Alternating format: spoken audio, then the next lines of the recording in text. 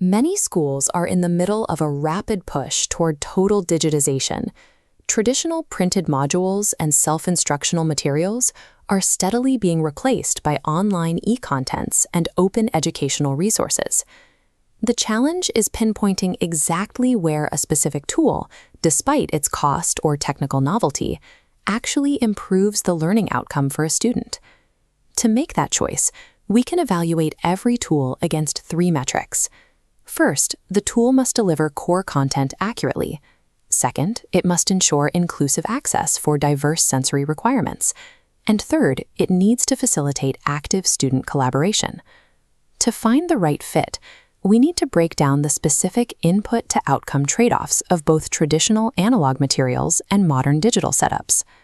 Selecting a tool without first auditing the student's sensory requirements creates a risk that the lesson will be physically inaccessible to the learner.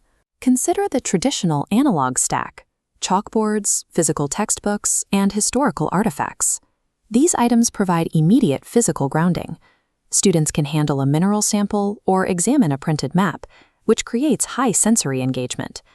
This stack is also highly reliable. A chalkboard has a zero-friction setup. It doesn't rely on a Wi-Fi signal, and a printed book doesn't require a software update before class begins. The trade-off is scale. Physical information is localized to the people in the room. Once it is written down, it's temporary, and printed text is difficult to update quickly. It also lacks dynamic elements. You cannot easily animate a historical timeline or overlay changing weather patterns on a standard blackboard. And when a curriculum relies entirely on textbook reading, it often results in passive consumption.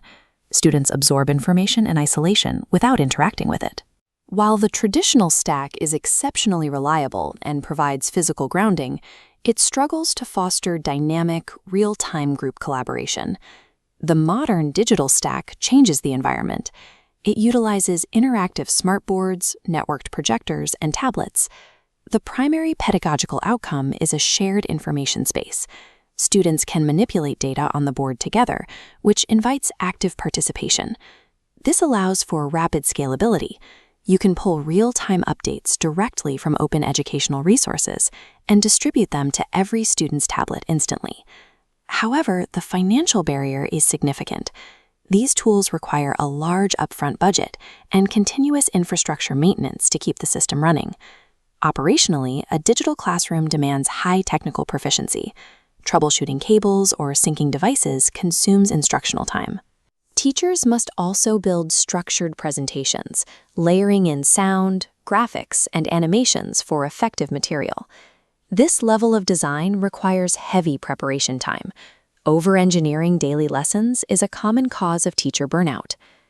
Digital tools unlock collaborative scale, but fail if the underlying technical literacy or infrastructure is weak. All of these trade-offs are overwritten by the accessibility factor. A student's sensory perception capabilities will dictate whether a tool is effective or useless. For partially sighted students, digital tools are highly effective. Electronic video magnifiers and high-contrast displays allow for customized visual scaling. However, this requires individual device management to ensure every student has equal access to a screen. But for students with severe visual impairments or complete blindness, flat touchscreens fail. A digital graphic on a smartboard holds no value here.